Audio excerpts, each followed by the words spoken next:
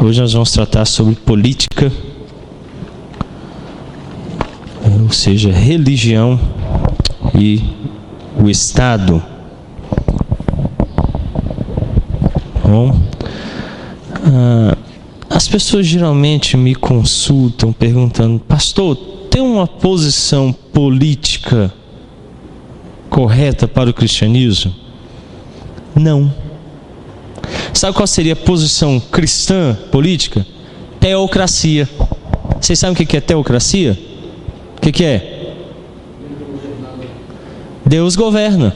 O governo feito por Deus. Então Deus tem que ser o presidente, o rei, o parlamento, tudo tinha que ser Deus. Só que Deus interrompeu esse método de governo lá no Antigo Testamento. Não existe mais.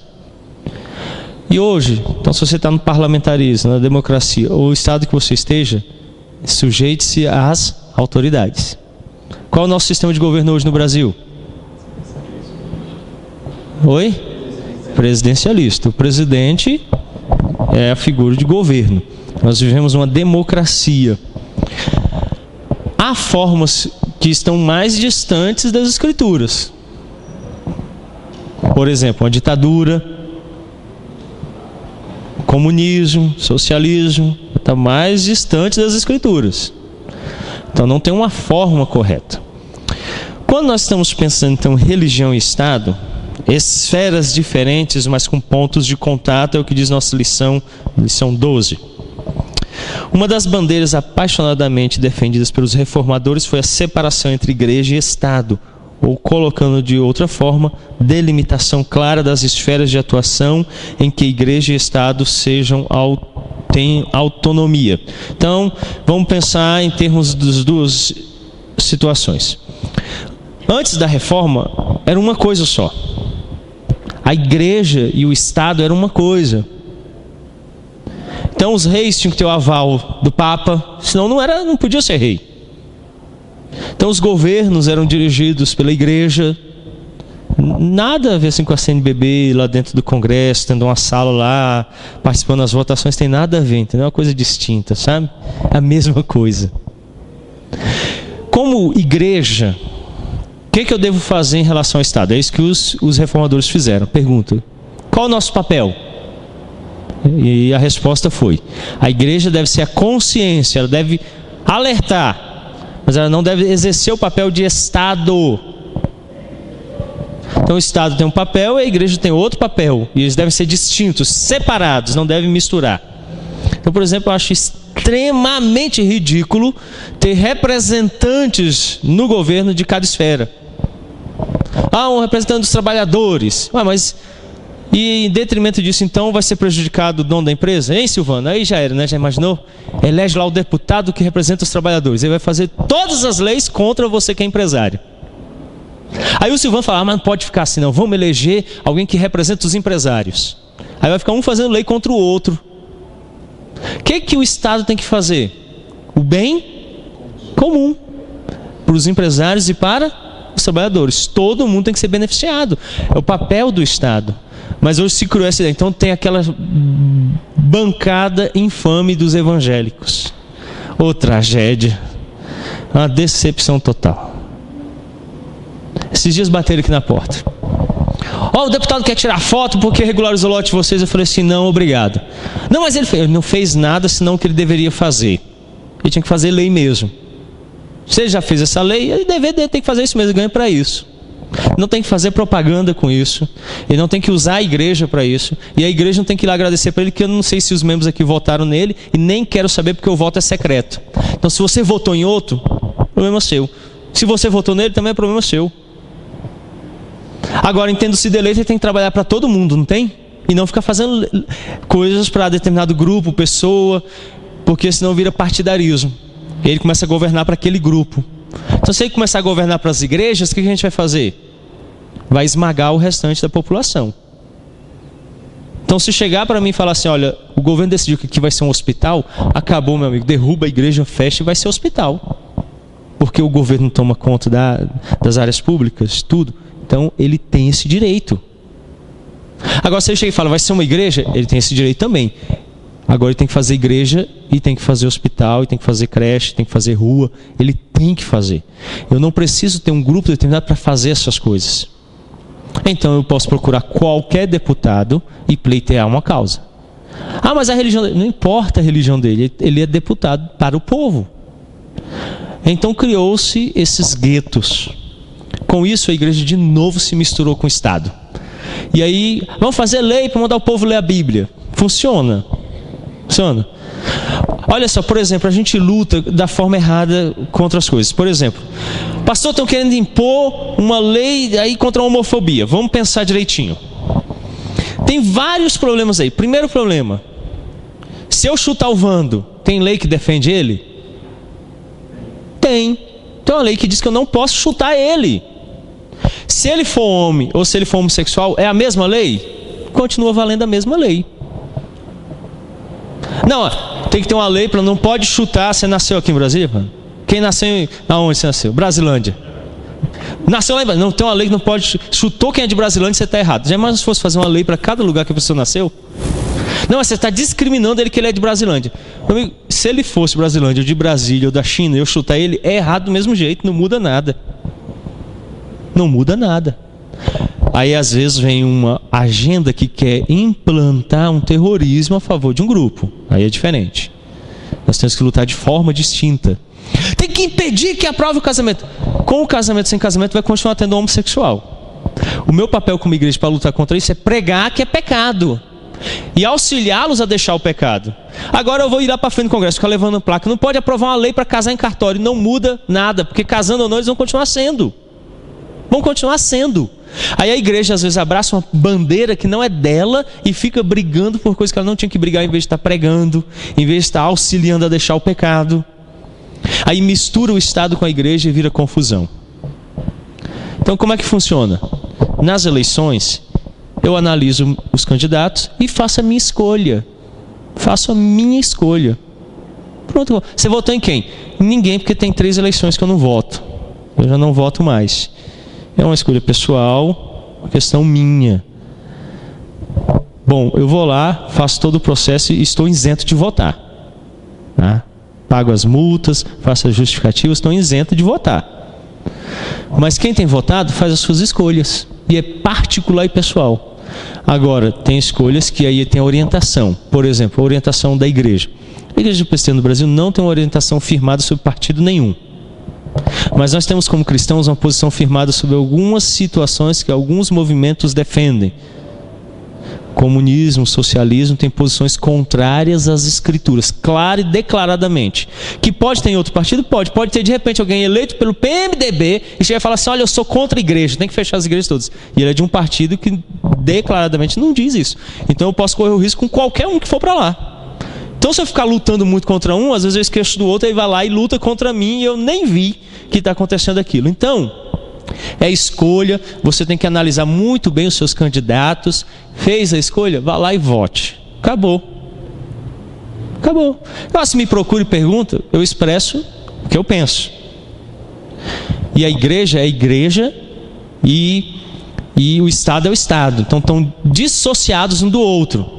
Mas se a gente não fizer, meu amigo, você tem que fazer como cidadão já. Como cidadão você já tem que escolher correto em quem vai votar. Você já tem que fazer. Então a igreja não deve, como igreja, assumir o papel do cidadão. É papel do cidadão votar e escolher. Então você pode fazer um grupo de cidadãos da sua... vamos reunir o pessoal dessa comunidade aqui para orientar sobre voto. Você pode. Então não precisa a igreja ir lá fazer isso, como igreja. A igreja pode fazer isso intra-corpus, tendo estudos sobre política. Nós tivemos aqui uma série de estudos sobre política nas terças-feiras. Então nós temos vários aspectos. Agora, quando chegar a época da política, nós temos os meios corretos. Tem os chamados, o lugar lá onde os candidatos, os diretórios dos partidos. E aí lá eles vão discutir, eles vão fazer debates. Aí lá é o lugar apropriado para você ir como cidadão e debater. Mas não como igreja. Como igreja. Porque senão você usurpa o direito do cidadão e começa a tomar o lugar como igreja. Você imagina se eu chego aqui como pastor e falo assim, meus irmãos, eu vou votar no Tiririca. O que vai acontecer com os irmãos? dona Angélica vai falar assim: se o pastor está votando é bom, né? Afinal de contas é o pastor, eu vou votar também. Não, é bom porque eu analisei e vi. Agora ela tem que fazer isso também, ela não pode ir pelo que eu estou fazendo. Então muitas vezes a pessoa usa o cargo, a influência para fazer isso. E na igreja da Idade Média era assim que funcionava. Então o Papa tirava e colocava quem ele queria no trono, literalmente. Quando ele cansava de uma pessoa, ele fazia um inferno que tirava rei e colocava rei. E sem a bênção não era coroado. Podia ser filho, primogênito, nascido da esposa do rei. Se o Papa não autorizasse, não era coroado. Os reformadores vêm, rompem com isso, separam radicalmente a igreja e o Estado e definem claramente o papel de um e do outro. Então, nosso primeiro ponto aí: poder eclesiástico distinto do político. Para o cumprimento de suas funções, o Estado precisa de poder político, enquanto, para cumprir suas funções, a igreja precisa de poder eclesiástico, visto aqui como a autoridade que os líderes eclesiásticos precisam ter para cumprir seu ministério. Via de regra, todos reconhecem a existência e a necessidade tanto do poder político quanto do poder eclesiástico. De acordo com as Escrituras, esse poder supremo que governa soberanamente a igreja é o próprio Cristo, que é seu único Senhor e cabeça. Então, o governo eclesiástico, ele tem como líder supremo Cristo, que dirige a igreja. De que forma? Nós já vimos isso. Para melhor governo da igreja, ele dispôs oficiais. Então, no sistema presbiteriano, nós cremos que o pastor, presbítero docente, não é aquele que gosta de doce não, tá? É aquele que gosta de ensinar. O regente, não é que fica regendo o coral não. É o que faz a regência, governo, dirige. Que é o Silvano, por exemplo, está aqui acima. Então, o Silvano, presbítero, regente.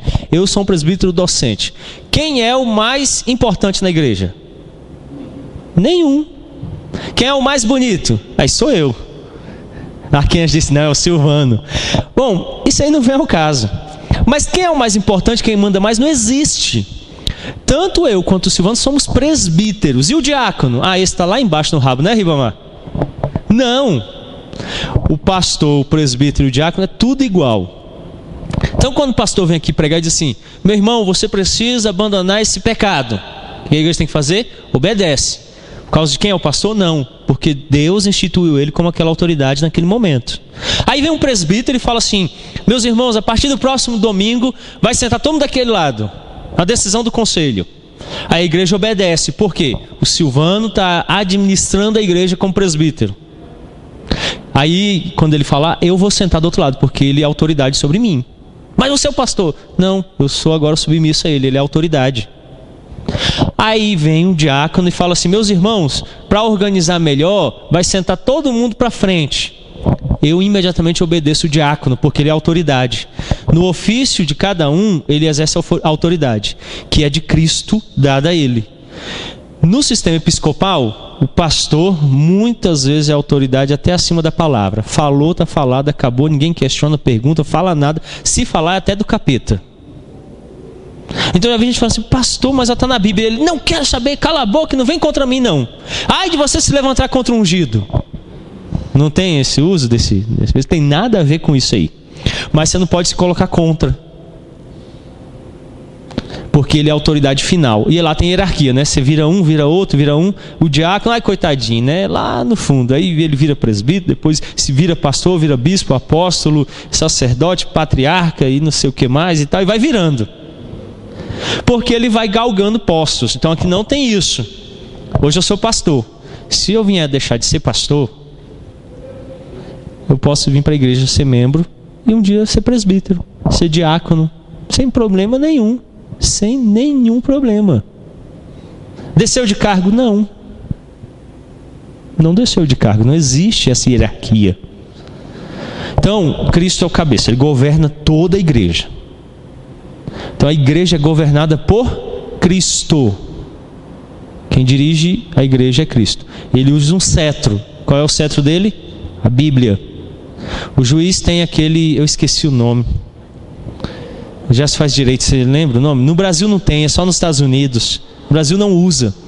Tem um nome, não é martelo não, mas parece um martelinho que ele bate. Quando o juiz bate, a sentença está concluída, acabou, não tem mais nada a ser feito. O rei bate o cetro. Quando o rei bate o cetro, está decidido, está promulgada uma lei. Quando o presidente lança uma lei, promulga ela e sai no diário oficial, vai ser cumprida agora por todos. Como é que Cristo faz na igreja dele? A palavra está decretada, na palavra, acabou. Não tem mais como mudar, tornar atrás, transformar nenhuma vírgula, nenhum tio, nada passará de geração a geração, eternidade a eternidade, aquilo ali.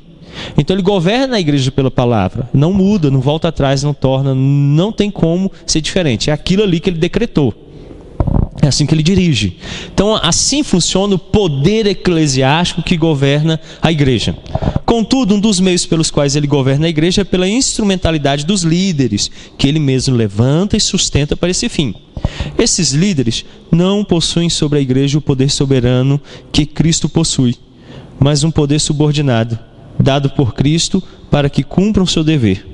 É desse poder que estamos tratando aqui. É um poder derivado de Cristo, não é próprio. Não é próprio. Tá? É Ele que dá, é Ele que capacita. Ele faz os seus oficiais, chama, vocaciona, dá os dons necessários, capacita e os coloca para dirigir a igreja. Ele faz isso. Antes de passarmos à questão propriamente dita, é preciso observar que há um ponto de contato entre jurisdição do poder político e do poder eclesiástico. Trata-se da relação da igreja como instituição e o poder público. Como instituição, a igreja tem um CNPJ, tem seu estatuto registrado em um cartório e tem obrigações legais a cumprir. O poder público, por sua vez, tem o dever de fiscalizar a instituição igreja, de fiscalizar se a instituição igreja está com seus deveres civis, fiscais e trabalhistas em dia. Então tem pontos de contato entre os dois. Quais são esses pontos de contato? A Igreja Católica Romana é uma instituição internacional, tem sede em Roma. E as igrejas que existem em todo o mundo são filiais. A nossa lei, a Constituição brasileira, diz que além de ser uma instituição estrangeira, ela é um Estado. O Vaticano é a igreja, ela é um Estado constituído. Governo, força policial, militar e tudo. Tem soberania em um Estado. A nossa Constituição diz que nenhum outro Estado estrangeiro pode ter propriedade em solo brasileiro. A Igreja Católica tem lote, tem até fazenda. Uma das grandes latifundiárias brasileiras é a Igreja Católica Romana. Entraram na justiça pedindo que fosse revogado isso. Nação estrangeira não pode ter propriedade no nosso solo. O que o Lula fez? Foi lá, promulgou uma lei mudando isso. A Igreja Presbiteriana do Brasil, no CNPJ da sua pessoa, através do presidente do Supremo Conselho, lançou uma nota de repúdio, dizendo que isso é errado e contrário à soberania do nosso Estado brasileiro. A igreja se pronunciou. Papel dela, não ficou calada, foi lá e disse, é errado. Pronto, acabou. Ela só pode fazer isso, mais nada do que isso. Ela é a consciência, ela está exortando de que o que está sendo feito lá não é legal. Você pode procurar na internet, lá tem carta da Igreja Presbiteriana sobre esse assunto, foi lançado, entregue à Presidência da República, protocolado na Advocacia Geral, posição da igreja. O Estado, por sua vez, se relaciona com a igreja como? Fiscalizando. A igreja não paga imposto, mas ela tem que declarar. Então a gente declara, faz a declaração e aí é isento. A igreja precisa fazer isso. A igreja tem que pagar o direito trabalhista do empregado. Então hoje nós temos uma zeladora. A igreja paga os direitos trabalhistas dela, como pessoa, ela tem esses direitos. O pastor não tem vínculo empregatício com a igreja, ele é um voluntariado. E a igreja então dá uma côngrua. O que é uma côngrua? É uma oferta que a igreja dá. O pastor não tem FGTS, não tem carteira assinada, não tem fundo de garantia, não tem nada disso, não tem direito de nada disso. Tem uma súmula vinculante do Tribunal Superior do Trabalho que reza o seguinte: os ministros presbiterianos não possuem vínculo empregatício com a Igreja Presbiteriana do Brasil por se tratar de trabalho voluntariado expresso pela própria pessoa. Eu cheguei aqui e disse para a igreja, eu quero servir vocês de graça. E a igreja vai dizer assim, ó, nós estamos te dando uma oferta. Se não quiser dar também, bem. Então não tem vínculo meu com a igreja como empregado. Mas a pessoa que tem, a gente cumpre a lei. Outrora, essa igreja aqui já pagou caro por causa disso. Não cumpriu a lei, teve que pagar multas altíssimas. Então, o Estado se relaciona com a igreja nesse aspecto. Fiscalizando, coordenando. Será que estão cumprindo a lei? O que a lei diz? Por exemplo, a lei diz que a gente precisa ter um CNPJ. Tem muita igreja que não tem CNPJ. Tem muita igreja por aí que não tem o estatuto registrado em cartório. Então, todo ano, vence no cartório lá o nosso documento de eleição. Aí, eu sou eleito para 5 anos e os presbíteros são eleitos anualmente. Então, esse ano, o Silvano é o secretário do conselho, o Elias é o tesoureiro e o Agé é o vice-presidente. Então, todo ano tem que ir lá no cartório, registra a ata, registra a diretoria. Depois que fez isso, é que a gente pode ir para o banco para reconhecer a assinatura do tesoureiro, a minha, porque só pode haver movimentação financeira com as nossas 2 assinaturas. Então, esse processo legal, a igreja está submetida a ele. Então, aí eu, quando cheguei aqui, fiz uma mudança. Era a primeira igreja presbiteriana de Samambaia. E eu mudei para a primeira igreja presbiteriana em Samambaia, porque a igreja presbiteriana do Brasil em Samambaia, não é uma igreja presbiteriana de Samambaia, senão ia ser uma igreja em cada localidade de uma igreja. E nós somos a igreja presbiteriana do Brasil aqui. Aí quando chegou no cartório lá, o cara olhou e falou assim, ó, o estatuto está dizendo de, então não tem como. Aí tem que reformar o estatuto, trazer, registrar para mudar, para aceitar esse documento que você trouxe. E aí o que eu tenho que fazer? Xingar ele todo, jogar tudo para o alto e ir embora? Não, é a lei. Então eu tenho que voltar, fazer reunião, fazer um novo... fazer tudo para adequar. É a lei, a gente tem que submeter à lei. Então é preciso segui-la. Então esses pontos de contato igreja e Estado às vezes quebram. Eu estou aqui no gabinete, já tem uns 4 meses, bate no portão, eu olhei o pessoal com distintivo, oficial de justiça, abre, eu, eita, é hoje, né? Ainda bem que eu tenho direito a cela especial, curso superior, né? Só serve para isso, né?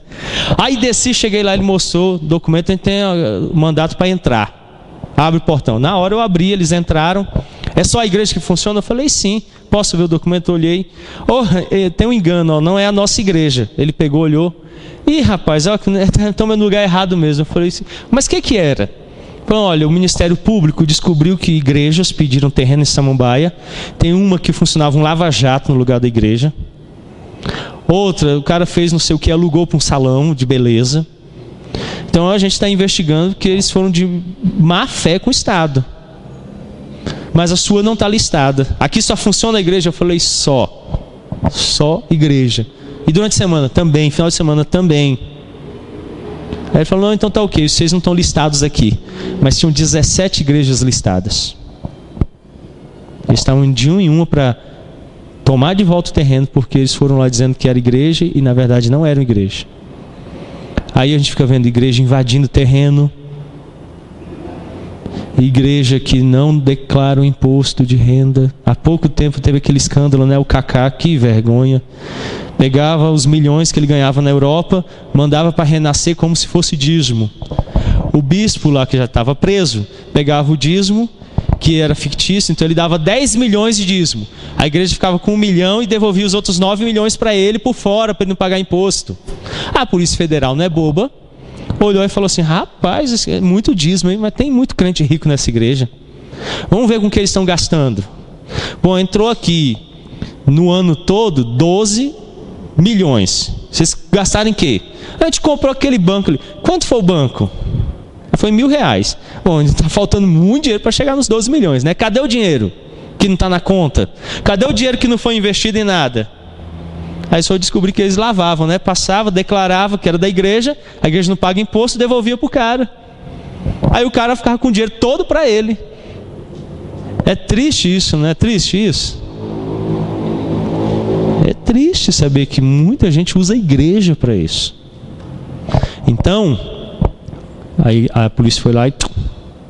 Aí a esposa dele brigou, deixou de ser pastora, já era até pastora, largou a igreja, racharam com a igreja, saíram, fundaram outra, já acabou, separou, a igreja fechou. Foi uma bagunça só, porque a igreja era só para lavar o dinheiro. Então a igreja tem pontos de contato fortes com o Estado, e que, se ela viver fielmente, vai ser louvada pelas autoridades. Não é isso que diz Paulo? A autoridade traz a espada para punir os que estão em pecado, o ímpio. Mas aquele que procede de forma correta, ele vai ser louvado pelas autoridades. Vai ser louvado pelas autoridades. Então, nós temos o dever de cumprir isso. E o Estado tem o dever de nos responder da forma correta, como é devido. Então, a gente não quer nada mais do Estado além do que ele deve dar. E aí a gente vê aqueles conchavos políticos, né, de igreja, político pregando, né? Pastor lá no Congresso, eu falo, está no lugar errado. O pastor tinha que estar na igreja e o político lá. Aí mistura, troca, o político vem para cá discursar, o pastor vai pregar no Congresso. Tudo errado, tudo bagunçado. E aí a gente mistura as coisas. A esfera do poder público, porém, não está sujeita ao poder eclesiástico. O poder público tem sua esfera de ação e precisa cumprir seu papel de modo livre e soberano. Nos tempos medievais, muitos reis e nobres eram sujeitos ao Papa e dependiam dele para dar legitimidade ao seu governo. O Papa precisava confirmar a coroação de um novo rei, por exemplo. Esse tipo de relação entre igreja e Estado não é ensinado nas Escrituras. Eu não tenho que validar nada do governo. O governo é o governo. Se ele estiver vivendo conforme a lei, eu não tenho nada a ver com ele. Ele deve ser sujeito à lei, à Constituição. E eu não posso obrigar o Estado a cumprir as Escrituras, porque ele é o Estado. O único que é sujeito a cumprir as Escrituras são os membros da igreja. E mesmo assim ainda tem uma limitação. Por exemplo, o Vando chega aqui e fala assim: pastor, eu vim denunciar o fulano porque ele está fumando. O primeiro passo que eu vou tomar como pastor é procurar aquela pessoa para orientar ele sobre o uso correto do fumo. A Bíblia não proíbe fumar, não tem um versículo na Bíblia. O nosso Estado não proíbe fumar, ele pode fumar? Pode, ele é livre. Então eu não posso cercear a liberdade dele, como cidadão. Aí eu vou instruir, falar: olha, se você continuar fumando, você pode ficar viciado, e a Bíblia proíbe o vício. Se você estiver usando seu dinheiro de forma errada para manter o vício, você está prejudicando sua família, isso é errado também. Eu vou instruir. Aí ele foi instruído. Ele continua vivendo, se torna um viciado, começa a ficar enfermo, a família dele começa a ser prejudicada por causa desse vício. Aí, como pastor, eu vou procurar e falar: olha, a sua prática não coaduna com a sociedade que você faz parte, a igreja. Então a igreja tem regras que dizem que quando você vive em desacordo com elas, você deve ser convidado a se retirar dela. Então vai ter vários passos. Primeiro, você vai ficar impedido da ceia. É um sinal de que é o primeiro aviso, você está sendo afastado temporariamente. Se persistir, você pode ser até excluído dela, porque nós estamos dizendo que a gente não coaduna com aquela prática. Eu posso fazer isso como igreja, mas eu não posso proibi-lo. Se ele virar e falar assim: não, vou continuar fumando. Bem, você é livre, mas você não pode ser da igreja. Muitos pastores proíbem. Você não pode isso, você não pode aquilo. Ele vai em cima e impede. Ele está infringindo a lei, porque ele é livre para fazer o que ele quiser conforme o Estado. Então eu não posso ir lá no Estado e falar: faz uma lei aí contra fumo, porque a Bíblia diz. Não é todo mundo que está submetido à Bíblia como crente. Então o Estado pode pensar diferente. Ele é o Estado, ele não é a igreja. Então alguns querem transformar o Estado na igreja. Então eu ouvi o pessoal falando assim. Lembra na época que o Antônio Garotinho quase saiu presidente da República aí? Se a gente tiver um presidente da República, o povo vai ler a Bíblia na rua, cantando nas esquinas, né? Tudo vai ser igreja. O ministério, vai ter o ministério da igreja, já imaginou lá? Ministério do louvor, o Tiago lá ministro, né? Lá andando em carro oficial, né? Em vez de tocar o hino do Brasil, vai tocar o hino 32, Deus é fiel, né? Gente, que negócio ridículo. Não é, é verdade. Então, eles misturam a situação e acham que se o presidente for crente, o Brasil vai ser crente. Isso é verdade? Não, nós tivemos um presidente do Brasil luterano. E o Brasil não foi luterano, nem foi crente. Né? Então percebam que não adianta ele ser, porque são coisas distintas. São coisas separadas. A gente precisa dessa separação. Então o Estado tem a sua autonomia como Estado. Por outro lado, o poder eclesiástico também tem sua área de atuação soberana. Trata-se do direito de professar livremente sua fé, sem qualquer interferência do poder público. O Estado não tem o direito de interferir na profissão de fé da igreja, impondo que se pregue isso ou aquilo, como acontece hoje em muitas partes do mundo. Então isso não acontece ainda no Brasil. Não acontece. O grande problema é que o pessoal está infringindo as esferas. Então, começa a ter uma passeata ali homossexual. Aí eu vou lá pro meio gritar contra eles. Estou certo? Eu estou errado. Eles têm direito de andar onde eles quiserem, de protestar, de falar, e eu tenho que me aquietar. Eu não posso ir lá me intrometer. Agora eu posso... nós vamos tratar um pouquinho sobre isso na conferência Homens Fortes, sobre vocação, trabalho.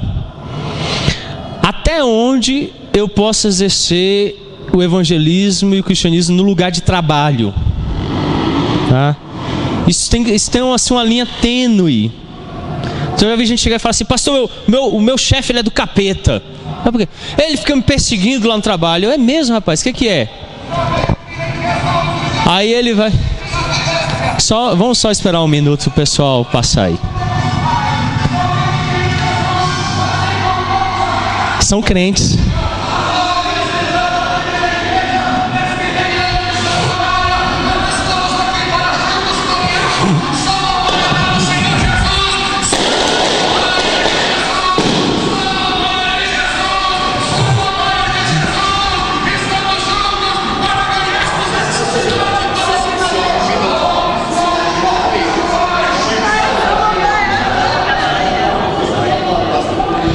Bom, vamos lá então. Deu certo com a lição, né? Então vamos lá. Agora eu esqueci onde eu estava. Eu estava falando sobre... Você não pode impedir a passear. Tá. Vamos lá. Aí tá lá, né? Então aí eu vou lá e entro lá no meio. Começo a falar contra, os maiores pontos de contato que eu tive com homossexuais, pessoas idólatras, eu nunca as ofendi na posição delas. Eu lembro até hoje, olha, meu sogro ele é presbiteriano, ele vai completar agora 24 anos de presbiterato consecutivo, 24 anos. Aí ele é a terceira geração de presbiterianos. E numa escola dominical, na igreja onde ele era presbítero, eu lembro que uma pessoa chegou e falou assim: esse pessoal aí fica dançando forró, fica dançando aí, isso é tudo capeta, não sei o que e tal. Ele levantou e falou assim: a minha mãe dança forró todos os finais de semana. E ela tem 89 anos de idade. E ela não é do capeta. Então a gente tem que ter muito cuidado. Então eu posso chegar e falar assim: olha, a minha posição pessoal é que é uma dança extremamente sensual. É uma dança que mexe muito com o erotismo. Então, particularmente, eu dançaria ela em privado com a minha esposa, mas não em público, porque vai provocar o outro por causa da erotização que a música tem. Comumente ela é chamada rala-coxa. Você deixaria eu dançar um rala-coxa com sua mulher? O músculo dele já ficou até maior. Porque, gente, é um negócio de contato muito íntimo. Então é a minha posição. Você dançaria forró, pastor? Sim, eu não sei, mas eu dancei com minha esposa em casa. Tem algum problema? Não, eu sou casado com ela. Problema nenhum. Agora eu chegar e falar que é o capeta, eu ofendo o outro que está ali. A pessoa está lá com a imagem, você chega e fala assim: olha, é o capeta, isso é o diabo. Aí a pessoa se ofende, que é o Deus que ela conhece, é a verdade que ela conhece. Então meu papel não é ofendê-la, meu papel é ganhá-la. Então a apologética reformada, ela não puxa o tapete e derruba a pessoa, tira o chão dela. Ela destelha a casa para que o sol entre e a pessoa veja a verdade. Então, em vez de ir lá e falar contra o Deus dela, eu falo a favor do meu Deus. Como ele é maior, é mais poderoso, é soberano, é verdadeiro, ele se sobrepõe à mentira. E ela deixa a mentira por ele. Então, o homossexual, eu não vou lá e fico falando: você vai pro capeta, rapaz, ó, o Bolsonaro vai te pegar numa esquina dessa aí e tal, não sei o quê. Não, pra que isso? Eu vou lá e apresento o amor de Deus a ele. E ele abandona o pecado por causa disso. Então, a igreja tem criado uns guetos políticos que não são papel da igreja. Que vai contra, ofende, fere as esferas, e a gente tem que respeitá-las. Vando?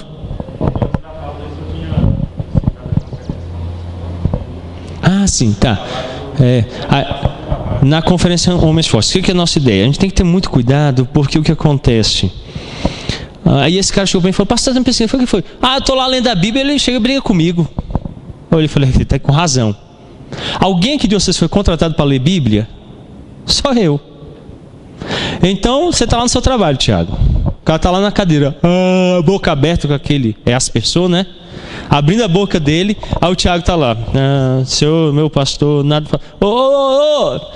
rapaz, estou lendo a Bíblia, você é o capeta, ele está me atrapalhando.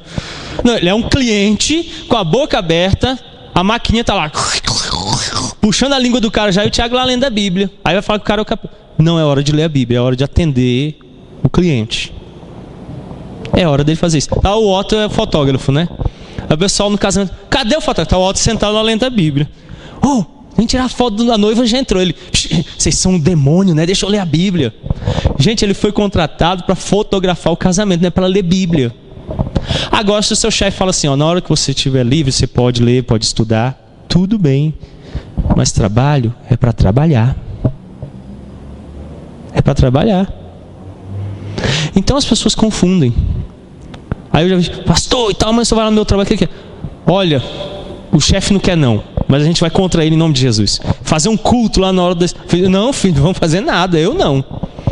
Aí, por exemplo, a nossa irmã aqui, a Luciana, ela fez o seguinte: ela era gerente de uma loja, de uma rede de farmácias, reuniu todos os funcionários num dia específico, avisou eles, estendeu o horário de lanche deles e falou: nós vamos ter um horário estendido, e nesse período estendido o pastor vai vir dar uma palavra para vocês. Cheguei lá, eles estavam reunidos lanchando, dei uma palavra sucinta, voltada para relacionamentos e como Deus podia influenciar isso. Quando terminou, 2 vieram me procurar e falaram assim: pastor, a gente precisava ouvir isso, que o pessoal briga tanto, foi muito bom. E voltaram para o balcão para trabalhar. Ela depois falou: pastor, olha como foi bom. Então a gente tem a forma correta. Eu não posso transformar meu lugar de trabalho numa igreja. Não dá. Não é o lugar apropriado. O cara ficava o dia todo cantando o hino lá: meu Deus, já abriu. E o cara do lado: poxa, eu quero trabalhar. O cara cantando, né? Entregando folhetos, né, para todo mundo e tal. O cara: poxa vida, que chato. Estou concentrado trabalhando, o cara fica o tempo. É igual você está no ônibus cansado, querendo dormir, o cara entra, né? Vou pregar agora para vocês e tal. Rapaz, que cara inconveniente. Tem o lugar certo, a hora certa, a forma certa. Então, se você for um crente honesto, você já está evangelizando. Todo mundo está roubando, você não é. E ele: poxa, que cara diferente. A pessoa está triste, acabou o horário de expediente. Vamos ali tomar um café, eu quero orar com você. Poxa vida, você viu que eu estou triste? Vi. Poxa, que legal, senti tanta paz quando você orou comigo, foi tão bom. Foi depois do horário de expediente. Então ele tem que saber trabalhar e ser crente, a forma, a maneira. Então ele precisa fazer isso.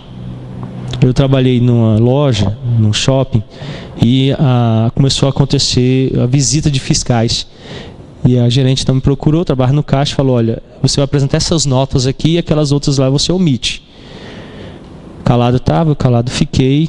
Depois que passou tudo, no intervalo eu a chamei na lanchonete próxima, tomamos um sorvete. Eu falei assim: olha, fulana, hoje eu estou entregando a minha demissão para você.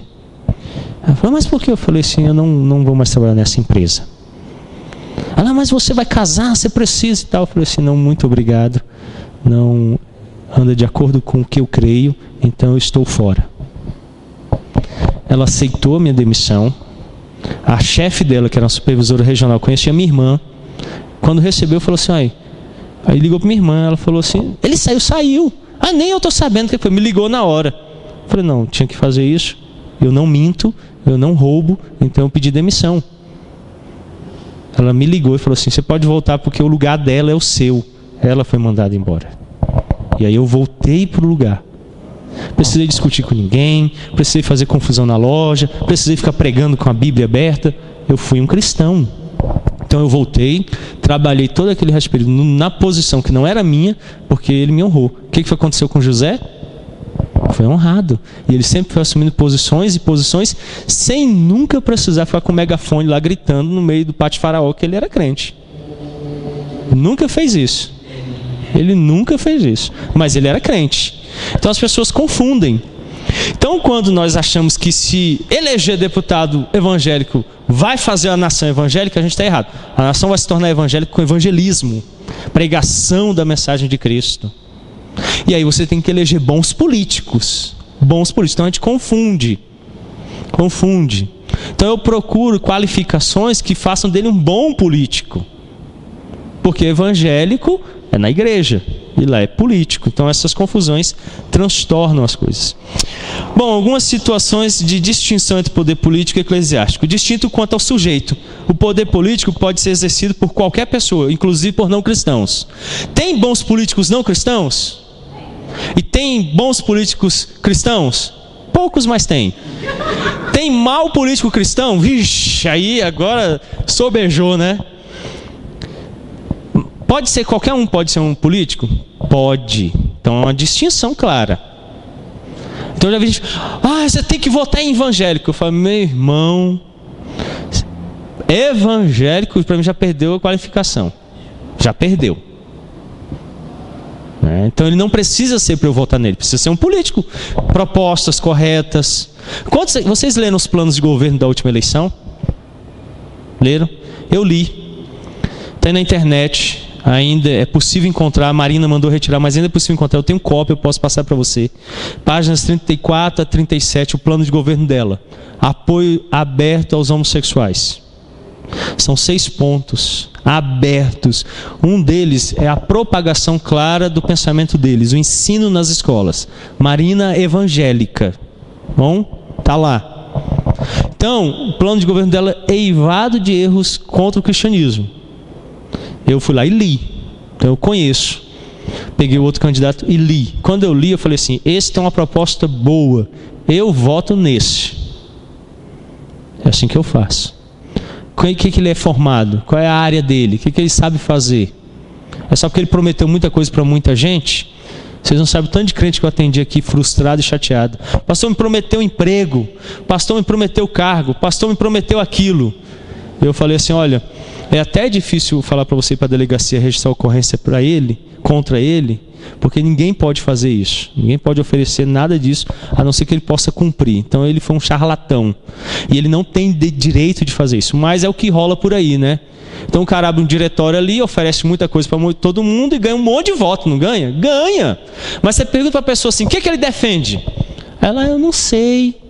O que ele pensa sobre isso? Não sei. Então, você precisa conhecer a proposta dele.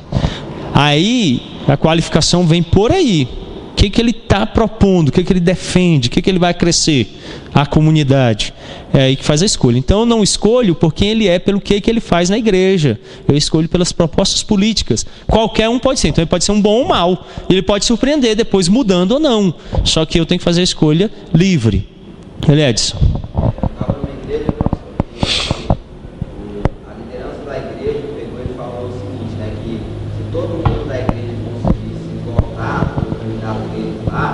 Para aquela igreja específica, ele construiu 30 vagas de serviço. Poxa. Esse já tem uma vaga garantida na papuda. Um charlatão de primeira, né? Eu estava vendo essa semana a reportagem falando que não conseguiu passar na Câmara Legislativa uma lei para diminuir os cargos nas administrações, porque aí o próprio deputado falando, fiquei tão triste com isso, falando assim, porque o maior meio de prover cargo para os afiliados políticos são as administrações. Vai lá, eu fui lá, consegui o alvará de funcionamento da igreja para a escola da TC Taguatinga, não cabia de gente dentro da sala. 1 ano e meio para conseguir um documento. Gente saindo pela janela. Você chama ele e fala assim, você sabe fazer uma petição, uma demanda, sabe escrever uma carta, sabe nada. Pergunta para ele como é que funciona o cargo hierárquico do governo do Distrito Federal e dos municípios e da União. Sabe nada. Canta o hino da bandeira, filho. Sabe nada. E tá lá, funcionário público. Eu fico pensando, gente, como? Porque um dia ganhou 10 votos para alguém e alguém colocou ele lá, entulhando a máquina pública. Aí a minha posição pessoal, eu acho que a máquina pública deve ser a mais enxuta possível. Canadá, por exemplo, os vereadores não recebem dinheiro, eles trabalham de graça. Então, no outro período ele está trabalhando no emprego dele, e num período ele vai lá e trabalha de graça na Câmara, e só recebe uma pequena ajuda para combustível, coisinha pouca. Mas ele está fazendo lei, sabe por quê? Ele gosta da comunidade dele. Ele vai lá trabalhar de graça. Vira para um deputado desse e fala aí que ele não vai mais receber para você ver. Aprova uma lei assim, ano que vem na eleição ninguém recebe salário. O que vai acontecer? Vai fechar aqueles prédios, tudo lá na Esplanada, vai ficar nenhum. Porque não é uma vocação, é interesse. E aí vem as defesas de causa, de grupos, e não bem público. Tudo isso prejudica. Então essa distinção ela precisa ser realizada para que as coisas andem bem. Distinto quanto à natureza, quanto à forma, o poder político é controlador e soberano, o que implica domínio e autoridade. O eclesiástico ele é ministerial, consiste em exclusividade, em serviço e não em domínio. Então a distinção é que no político, pela força. Põe uma lei lá, você não cumpre, o que pode acontecer? Sanções as mais diversas. O eclesiástico ele é ministerial, ele é de serviço, é edificação. Se bem que no evangelicalismo, né, xingamento, né, punições, põe na frente lá para ficar envergonhado, põe em pé, fala mal no púlpito, tudo meio de denegrir a pessoa para que ela se mantenha ali. Então no presbiterianismo nós prezamos ao máximo para que a pessoa seja protegida. Então se você vai vir fazer uma denúncia, tem que ser por escrito. E o ônus de provar é seu, tá bom? Você vai ter que provar. E o outro que está sendo acusado, ele tem o direito de defesa, inclusive de constituir advogado, ou de fora ou dentro da igreja. Tem um processo legal, é instituído um tribunal, as provas são apresentadas, o tribunal julga, tem direito de defesa, ampla defesa, em até 4 instâncias. Depois que tudo isso acontece, é que vem a pena. Vocês estão vendo como é que funciona? Por aí, chega e fala, o pastor já sai falando no púlpito e aí denigra a pessoa. Então as pessoas ficam com medo. Eu não posso fazer nada porque se eu fizer o pastor, né, vai falar de mim, vai vir atrás de mim e tal. Então o poder eclesiástico ele é ministerial. O político ele é de dominação e autoridade. Então a gente se submete à autoridade por causa da força. Que se não tivesse força, estava uma bagunça total a sociedade. Então tem essa distinção. Ao fim, distinção quanto ao fim. O principal e supremo fim do magistrado civil, no que se refere à sua ação em relação à sociedade, é o bem público, compreendido como a paz, o bem-estar e a prosperidade. Enfim, como o bem externo e temporal do Estado. Então, o bem aqui é o público, é o comum. Quando faz uma ciclovia, ela é para todo mundo. Agora na igreja, o poder eclesiástico tem como fim a glória de Cristo, mediador, rei e cabeça da igreja. Só isso. O governo da igreja busca a glória de Cristo. O governo público, o bem de todos. Não parece que misturou um pouco? O público está buscando o bem de um, e o eclesiástico está buscando o bem de todo mundo. O cara entra lá e fala assim, olha, eu vim aqui hoje pedir uma oração, que eu estou querendo roubar um banco ali e tal. Não, vamos orar agora. E ora lá, abençoa as armas, unge, né? Faz oração forte para o cara matar os PM, tudo, roubar o banco e ser feliz. Aí volta a dar o dízimo, hein, irmão? Ele está desse jeito. Então eu já vi pastor abençoando o divórcio. Eu já vi pastor falando assim, olha, agora o irmão vai ser feliz com a amante, né? Largou da esposa, vai ser feliz com a amante, orando, abençoando. Eu já vi gente dando testemunho que fraudou o INSS, o imposto de renda. Oh, que bênção, né, irmão? Agora você ganhou a vitória, né? Está recebendo mais. Teve que mentir e enganar para ganhar mais. O pastor está lá abençoando. Então, o bem de qualquer um. Não, pecador não recebe bem nenhum. Glória só a Cristo. Nosso papel é honrá-lo como igreja. Então, os fins são distintos. Distintos. Então, se houver uma mistura, vai ter conflito. Distinto quanto ao objeto. O poder civil tem como seu objeto tudo aquilo que se refere ao bem público, enquanto o poder eclesiástico tem por objeto tudo aquilo que cria, estimula ou fortalece a união da pessoa com Cristo para a salvação. Então, o governo age em relação a tudo que vai ser o bem público. Então ele não tem que beneficiar o seu terreno particular, Sua vida privada é tudo que diz respeito ao público. Se vier algum benefício do governo para mim, tem que vir para o Tiago igualzinho. Mas você já viu hoje que tem tanta lei feita para indivíduo? Eu fico abismado com isso. Esse dia eu fiquei constrangido. O pessoal estava aqui passando a maquininha nas áreas verdes, e aí tinha um matinho mais alto aqui na calçada lá de fora. Aí eu fui lá, olhei, e falei, vou pedir não. Eu ia lá pedir para ele vir passar a maquininha. Eu falei assim, quer saber uma coisa? Deixa, depois eu vou lá e eu mesmo arranco. Porque senão daqui a pouco vem um outro, vem e fala assim, não, passa aqui no meu também outro. Eu entro aqui no meu quintal, outro, vem aqui, limpa minha casa. Ó, tem um terreno ali, eu te levo lá de carro, eu te dou a gasolina. Aí já corrompeu. Porque ele tem que vir fazer a capina de todas as áreas públicas. A privada é responsabilidade sua. Mas o que o pessoal quer? A máquina do governo dentro da casa dele fazendo serviço para ele. E na igreja, o objetivo é o bem daqueles que estão em comunhão com Cristo. Somente isso. Então a igreja, primeiros de casa. Aí pode sobejar para os de fora, mas primeiros de casa. Então o ímpio pode vir assistir o culto, mas o culto é para os crentes. Ele participa no culto, mas o culto é para os crentes, não é para o de fora. Distinto quanto ao modo, o poder civil é terreno e natural, atingindo somente o homem externo. Mas o poder eclesiástico é espiritual, levando em conta o homem interior e a consciência, e não diz respeito a qualquer outro fim, senão a edificação do corpo de Cristo, o estabelecimento do seu reino e a salvação dos pecadores. Bom, quanto à separação igreja e Estado, a Confissão de Fé de Westminster, no capítulo 23, seção 3, trata o seguinte: os magistrados civis não podem tomar sobre si a administração da palavra de Deus e dos sacramentos, nem o poder das chaves do reino do céu, nem sequer interferir em questões de fé. Embora tenha apreço pela função dos magistrados, a teologia reformada defende a autonomia do poder eclesiástico em relação a questões de fé. Segundo, proteger a igreja do nosso Senhor, do nosso comum Senhor, sem dar preferência a qualquer uma das denominações cristãs em detrimento das demais. Essa parte da declaração reflete a liberdade de culto definida pela teologia reformada.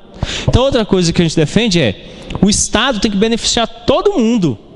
Todo mundo. A grande questão que a igreja presbiteriana levantou em relação ao catolicismo romano é que ela é um Estado. E a nossa Constituição não permite. Se a nossa Constituição chega e fala assim, nenhuma igreja pode ter, então nem a gente podia ter. Agora, um espírita pode ter? Pode. Candomblé pode ter? Pode.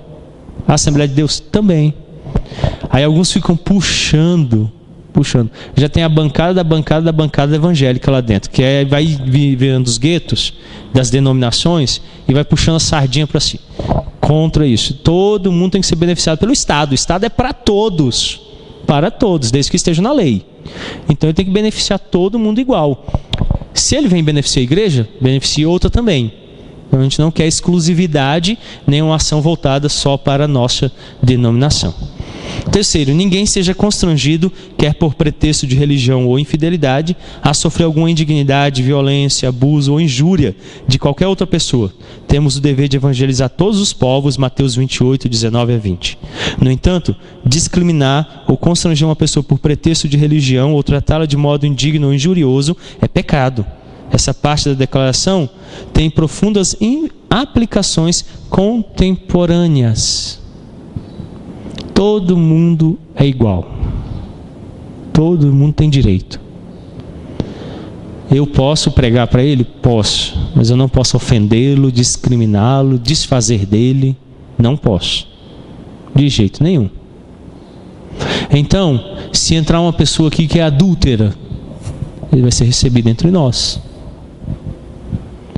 Mas com o tempo ele vai ser instruído que não é o nosso proceder. E com o tempo ele vai ser convidado a se afastar de nós, porque nós não vivemos em adultério. Agora eu não posso chegar aqui e falar assim, adúltero não entra aqui. Se vier um homossexual, vai ser recebido. Vai ser instruído que é pecado. E vai ser ajudado a deixar aquilo. Com o passar do tempo, nós vamos instruí-lo de que a nossa prática não é essa. E nós não coadunamos com ela. Mas eu não posso chegar e dizer assim, você não entra aqui porque a gente não aceita você. Então hoje se criou esse estigma. Então a pessoa não pode, ela não é aceita, ela não é benquista. Eu fui assistir culto na igreja reformada suíça. Olha que constrangimento. O mais pretinho que tinha lá era assim igual o Tiago. Tinha gente lá transparente. O olho mais escuro era igual o dele. Você já viu o olho do Tiago? É azul. Eu era o mais escuro que tinha lá. Quando eu entrei, rapaz, eu era um negãozão assim, sabe? Todo mundo ficava assim. Eita, eu vi umas mães puxando as crianças mais pra perto. Aí eu fiquei lá, assim, aquele monte de gente brancona lá, né? Aí tal, quando acabou, eu fui dando um passo assim, devagar, um outro. Quando eu cheguei na calçada, eu corri e fui embora. Falei assim, eu vou ficar aqui, eu vou sair voado. Ficou olhando assim, né? Eita, gente, como ele é diferente, né? Olha, será que o pé dele é branco embaixo? Aí você fica, né? Porque se chegar um cara igual o Thiago do meu lado, igual a mim, um neguinho do outro lado, eu olho para um e olho para o outro e não tem diferença para mim. Não tem diferença para mim. Aí o pessoal, tem que levantar, né? Sentou e levanta, não pode sentar do lado, fica com medo, né? Sai de mim, vem para cá. Aí você ofende a outra pessoa, humilha ela, denigre ela, injuria ela. Então, conviver com as pessoas. Isso não significa aceitar. Aceitar. Eu estava na parada L2 e duas moças começaram a se beijar. Peguei minha família, me retirei tranquilamente, calmamente e fui embora. Porque também se fosse o Tiago e a Larissa se beijando como eles estavam se beijando, eu também ia fazer a mesma coisa. Por causa do que estavam fazendo, não de quem. Eu vou gritar com elas? Vou brigar? Pra quê? A igreja então comprou uma briga? Não é dela. Não é dela. É da forma errada. E esqueceu de fazer o que deveria, que era pregar, instruir, transformar vidas. E por último, a infidelidade ou diferença em questão de religião não invalida a justa e legal autoridade do magistrado, nem isenta o povo de sua devida obediência a ele, da qual não estão excluídos os eclesiásticos. O fato de uma autoridade pública não ser cristã não invalida sua atividade na esfera do poder público, quando exercida de acordo com as leis em vigor. A Bíblia diz que é opróbrio ter uma mulher governando. O profeta Isaías diz isso claramente. Mas quando foi eleita, estou submisso. A minha oração é: Deus, por quê e até quando? Me ajuda a compreender o porquê o Senhor nos colocou em opróbrio. Quebranta o meu coração, me humilha. Mas enquanto for autoridade eleita, estou submisso. Eu, particularmente como pessoa, desaprovo o sistema eleitoral como ele funciona, as urnas eletrônicas. Para mim, ele é um sistema falho e que não garante a legitimidade da eleição. Por 3 eleições eu não voto. É a minha escolha pessoal. Porque para mim é um sistema de fraude. Então eu não reconheço. Como pessoa, eu me ausento. E uso os mecanismos que me são próprios. São próprios. Agora, eu vou lá gritar, brigar contra? O governo instituiu, é lei, vamos cumprir. Qual a possibilidade que eu tenho como um cidadão correto de me eximir disso? Eu tenho? Tenho. Então eu vou usar. Eu vou usar de forma legal. Eu não vou me revoltar, não vou brigar contra o Estado, não vou ser insubmisso, desobediente. Eu vou usar aquilo que legalmente eu possuo e vou me munir para, então, de forma legal, manifestar minha desaprovação. Então, o que muita gente faz? Rebeldia contra o Estado. Toda autoridade é instituída. Boa ou má, Deus instituiu. Se está sendo má, ela vai responder. E eu vou lá e me submeto até onde eu devo me submeter. A lei está falando, eu vou. Quando a lei for contra as Escrituras, eu estou isento, diz a Bíblia. Então hoje a lei diz assim: é permitido fumar no Brasil? Sim. Ela obriga a fumar? Não, então estou tranquilo. É permitido casar homossexual no Brasil? Sim. Ela está me obrigando a casar? Não, então estou tranquilo. Mas no dia que ela chegar e dizer, você é obrigado a casar, aí a Bíblia diz, eu estou desobrigado. Aí eu posso então dizer, agora eu não preciso cumprir, que é contra a Bíblia. Mas enquanto ela não for contra, Podem casar? Podem. Tranquilo. Não tenho nada contra, não vou lá ofender ninguém, brigar não. Porque eles vão continuar sendo. Quem fuma vai continuar fumando. Mas a lei não me obriga a fumar, nem me obriga a casar. Então eu estou livre para não viver aquilo. Então a lei diz que eu tenho que votar. Mas a lei me dá brecha para eu não votar e fazer de outra forma. Então eu faço assim. Eu não vou, procuro o juiz depois, faço petição, pago a multa, estou livre. E na última até me deram declaração de pobreza. O próprio cartório lá me declarou pobre e me isentou da multa, que é R$1,20. Mas é porque estava fazendo recadastramento, e se eu tivesse que ir para a lotérica ia ser muito difícil. A moça falou assim, o senhor vai ter que pegar toda essa folha, então vamos fazer atestado. Foi lá, assinaram, o senhor é pobre, está livre de pagar R$1,25, recadastrei, fiz um novo título. Próxima vez que teve eleição fui lá, faltei, procurei já o juiz, justifiquei, falei, não fui, não votei, estou aqui para pagar a multa, já passou o período de justificação, não justifiquei também, quero pagar a multa. Paguei a multa e pronto, regularizei minha situação. Está vendo como é que funciona? Fui submisso e manifestei minha desaprovação. Ele perguntou, por que o senhor... Estou vendo que o senhor não votou no outro também. Eu falei, eu não concordo com o sistema eleitoral como funciona. Desconfio das urnas eletrônicas como meio legítimo de averiguar os votos, então eu estou me abstendo já há 3. Por que você não vota? Meu voto é em não comparecer de nenhuma maneira. Então está registrado aí nos anais do tribunal lá, porque o juiz tem que fazer esse lançamento em ata. E eu tenho um comprovante emitido por uma lotérica com documentação da GRU de pagamento à União daquilo que aconteceu. Então eu tenho um monte de comprovante. Qual o comprovante que vocês têm do voto? Só aquele que você foi lá votar, mais nada. Eu estou me munindo, estou me preservando. É meu direito como cidadão. Aí você tem o seu direito de votar, não votar, de fazer o que você quiser.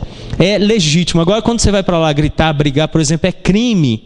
Na época das eleições, você ir para a rua falar contra o sistema eleitoral. É crime. Então, você não pode fazer isso. Mas eu posso não votar. Eu estou expressando que eu não concordo. Mas eu não posso ir para a rua e ficar gritando, é fraude, não voto, você está sendo enganado, porque isso é um crime previsto em lei. Então, muito crente age contra a lei. Por exemplo, eu fiz um documento contra o nosso sínodo, porque ele reuniu os candidatos numa igreja para apresentar os candidatos. Eu falei, isso é contra a lei. Nenhuma associação ou entidade, religiosa ou não, pode reunir pessoas para apresentar candidatos. É crime. Pode ser evangélico ou não, é crime. Além de ser desleal com os outros. Se trouxer todo mundo, até que é mais ou menos ainda, né? Mas traz só aquele, você está privilegiando um em detrimento do outro. Então a gente precisa entender essa distinção para a igreja não ir na esfera que não lhe pertence e não dar ao Estado o direito de vir. O pessoal, por exemplo, que pede lote em troca de voto, o que ele fez? Ele colocou o Estado dentro da igreja. Aí agora o Estado tem direito. Aí depois fica exigindo, cobrando, pedindo da igreja coisas que a igreja não tinha que fazer. Aí elas se misturam, a situação fica difícil. Bom, alguém tem alguma pergunta, alguma colocação sobre o que nós vimos? Malhete, né? Ah, ok, isso mesmo. É o malhete. Quando o juiz bate o malhete, ele está fechando uma causa. Bom? É vivendo e aprendendo, né? Eu sabia, mas eu não lembrava não. É porque é difícil mesmo, malhete. Mas eu não vou esquecer mais agora.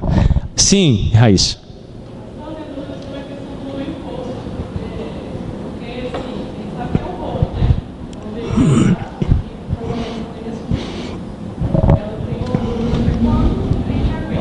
Tá. Até sempre. Sabe o Império Romano? O mais cruel de todos, injusto, roubava excessivamente. Por exemplo, Zaqueu, ele era funcionário do Império Romano. Cobrava imposto para ele, para os parentes e para o Estado. Tirava 3 vezes. O que Jesus falou? Dai a César o que é de César. Então, se chegar e falar assim, você vai ter que pagar imposto de renda de 90% do que você ganha, é lei, vamos dar. É de César o que é de César. Jesus estava num sistema político que não chega nem aos pés do nosso. Corruptíssimo. Corruptíssimo. Se você não desse o Ave César, você podia morrer. É por isso que muitos cristãos morreram. E era uma carga muito pesada, muito pesada. Não era fácil para ser judeu naquela época. Olha, o judeu literalmente trabalhava para sustentar o Império Romano. Literalmente, sabe o que é literalmente? Ele trabalhava para pagar, porque se ele não trabalhasse, ele morria, matavam ele. Então ele tinha que trabalhar para dar todo o bem para o Império. E Jesus chega no meio deles e eles falam assim: vem o Messias, agora a gente vai marchar, matar os romanos ao fio da espada, tomar tudo de volta para a gente vai ser um império. Jesus olhou e falou assim: não, eu vou ser morto por eles, nós vamos pagar imposto para eles, e se eles falarem para andar mais uma milha, ande. Se ele pedir a sua capa, dá a túnica. Eram leis romanas. Uma dessas leis, que era essa da milha, dizia que se um romano estivesse carregando uma carga no cavalo dele, para não cansar o cavalo, ele chamava um judeu. O judeu era obrigado por lei a caminhar uma milha com a carga nas costas, como se fosse uma mula. Você acha que ele gostava disso? Aí vinha, o romano estava vindo no cavalo, com um saco de arroz, aí: ô judeu, leva aqui para não cansar meu cavalo. Era lei, o judeu vinha, carro nas costas, ia contando os passos. Quando completava a milha, jogava tudo no chão, xingava ele todo e ia embora. Jesus disse assim: vocês vão andar mais uma. Aí tá lá o cristão passando, o romano: pega aqui minha carga. Aí jogava nas costas. Aí quando dava a milha, o romano: você não vai me xingar não? Por que você continua andando? Aí ele olhava e falava assim: o meu mestre me disse que eu devo servir você, mesmo que você me humilhe e me use como uma mula. Eu vou andar mais uma milha com você por amor. O cara caía do cavalo, levantava da poeira. Que história é esse negócio de amor? Lei do amor? Se humilhar, servir? Rapaz, eu estou fazendo você de cavalo. Mesmo que você me faça uma mula, eu amo você em Cristo. Então Jesus, mesmo estando num império tão corrompido, tão maligno, ele disse: se é lei, cumpram. Qual a minha confiança?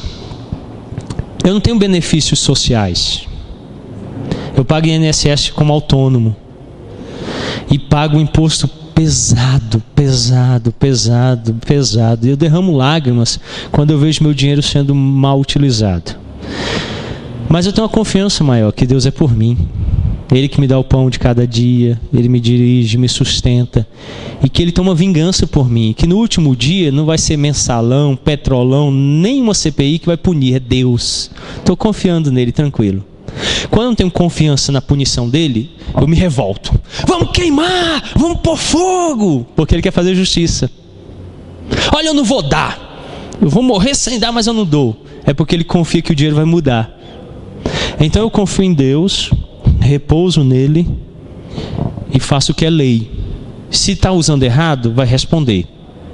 E vai ser grave, porque ele está quebrando o mandamento. Quando o catecismo fala sobre honrar pai e mãe, tem vertentes. Tanto do superior para com o inferior, como do inferior para com o superior. Se o superior, para ser honrado, tem que deveres, se ele não cumpre, ele vai ser punido. Então, se o governo está retirando muito e não está fazendo um bom uso, ele vai responder por isso diante de Deus.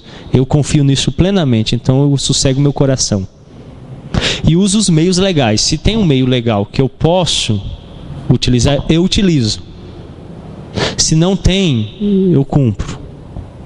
Então você tem um meio legal de abater no imposto. Se você pode, utilize-o. Se não, pague-o e confie em Deus. E faça os mecanismos que você possui de fiscalizar, verificar. Se todo mundo fiscalizasse, ia ser mais difícil roubar. Isso. Mas a gente abre mão, né? Deixa pra lá. Vai lá, verifica, pede contas, pede para ele emitir relatório, justificar, apresentar. Tudo isso faz com que a pessoa saiba: poxa, estão olhando tão de perto, mas tão de perto, que se eu mexer um pouquinho ele já percebe. Então a gente tem mecanismo, porque a gente abre mão também. Aí a gente fica esperando honestidade sem cobrar honestidade. Então são mecanismos, mas a princípio é pagar fielmente, confiar em Deus. Bom? Alguém pediu a palavra aqui? Tiago. Se eu falo em relação a mim, eu acho que se aplica na vida, assim, enfim, a ciência de cada um, eu acho que precisa dessa avaliação, né? As pessoas ficam naquela questão do bruto e do líquido em relação ao dízimo, é um outro aspecto, né? Porque assim, eu fiz uma avaliação pessoal para mim que meu imposto lá de renda, ele é abatido diretamente no meu salário, né? Mas o imposto vai para quem, no final das contas? Tudo que tira vai. A previdência vai para quem? O vale transporte, tudo. Se estão os buracos na rua, eu não posso colocar aqui no crédito, não, mas no final do mês eu só recebo aquele líquido lá. Mas no final das contas, você está recebendo, não é só. Sim. Assim, uma proporção pessoal, eu acho que assim, eu coloquei isso para mim, né? Aí eu coloquei assim, que assim, no final das contas, que eu pago de previdência, ou que eu pago de imposto, vai para mim. Aquele salário ali, ou seja, eu começo a fazer os cortes, dizer, não, isso daqui não, isso daqui sim, porque isso daqui não, isso daqui porque sim. Então, a gente é dado muito a isso, a gente vai lá, no final do mês, ou então nós vamos ter que pagar a diferença do imposto de renda, mas olha, esse governo não merece não, porque não está usando da maneira correta, não vou pagar não, eu vou sonegar. Na verdade, ninguém fala isso porque ninguém tem coragem de falar isso, né? Sim. Aí, assim, tem uma hora que assim, meu Deus, é complicado isso. Então, assim, a gente coloca na esfera em relação ao nosso relacionamento com o dízimo, né, a visão de dízimo, em relação a tudo. A gente sempre tem que tirar vantagem, sempre tem que tirar vantagem. Nossa posição em relação a isso geralmente tem sido pela ganância, o amor ao dinheiro. Segundo, nossa morosidade em agir eticamente em relação àqueles que elegemos, em fiscalizá-los. E quanto ao dízimo, Tiago, por exemplo, eu faço uma conta bem simples. Quanto é o salário mínimo hoje? Quanto? 700? Vamos por 800 reais. Quanto é 10% de 800 reais? Quanto? 80.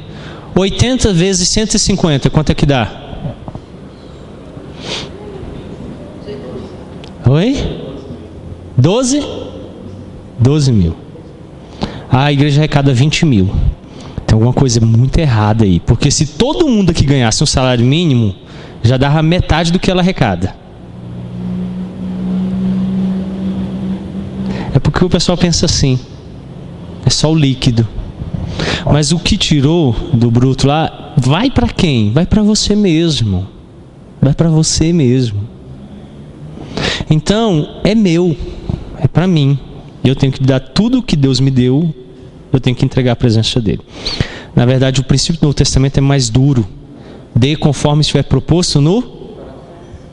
De repente Deus vai chegar e falar, dá tudo, dá metade, dá 20%, dá 5%. Era para dar o coração. Mas se deixar assim, não vem nada. Então vamos manter nos 10%, que era o mínimo, porque se você olhar o Antigo Testamento, chega a 27%, que era obrigatório. Mas vamos manter nos 10%, que é para tentar chegar pelo menos nos 12%, porque senão não chega. E eu sei que o pessoal que não ganha salário mínimo, nós não temos hoje nenhum membro que ganha salário mínimo na igreja. Nenhum. Então, se você fizer a conta rapidinho aí, o que era para dar os 150, está tudo muito errado. Mas eu fico com o profeta. Vocês roubam a Deus. Não é isso que diz o profeta Malaquias? Vocês acham que estão roubando a quem? O templo? Vocês roubam a Deus. Então, a Bíblia diz que um ladrão não entrará no reino dos céus. Então, você tem que dar imposto? Imposto. Há pouco tempo eu consultei o conselho sobre isso. Falei, rapaz, acho que é 27% está retirando lá do meu salário de imposto de renda. Eu falei assim, rapaz, está quebrando minhas pernas. 27% do que eu ganho todo mês, arrancar, eu não aguento não. Constei, não é isso mesmo e tal, veio resolução do Supremo Conselho, é isso mesmo. Pagando, é lei, vamos pagar. Dói, mas vamos pagar. Agora, quando um cristão não confia em Deus e ama mais o dinheiro, o que ele faz? Aí eu desobedeço a lei. Se Deus instituiu a autoridade, não estou nem aí para ele. Se é lei, eu também vou descumprir. Aí se torna criminoso, passível até de punição e ainda amante do dinheiro. Terrível, né? É muito difícil. A gente tem muito para crescer, muito para aprender e muito para transformar nossas vidas. Bom? Mas pela graça de Deus, nossa igreja melhorou muito a arrecadação, a fidelidade. Pode melhorar muito mais mesmo. Mas é uma disposição de coração. Então, em momento apropriado, nós vamos ter instrução sobre o assunto e eu espero que Deus assim nos abençoe a fazer um melhor uso de tudo que Ele tem nos disposto à mão como bens. Vamos orar? Pai, obrigado por esta manhã. pela oportunidade de reconhecermos que devemos confiar o nosso amanhã a Ti e nos dirigirmos pela vontade revelada de Deus. Obrigado a Deus pela ideia reformada apresentada nos catecismos e confissões da separação entre igreja e Estado. Outrora, na era das trevas, a igreja e o Estado se mesclaram, prejudicando tanto um quanto ao outro. Obrigado porque hoje estamos separados e a igreja exerce o poder eclesiástico vindo de Cristo sobre aqueles que são seus e servindo de consciência ao Estado e à sociedade. Obrigado pelo governo que nos dirige e faz o bem comum a todos. Dar-nos, ó Deus, termos consciência quando formos eleger os nossos governantes. É o que nós rogamos, em nome santo de Cristo Jesus. Amém. Deus os abençoe.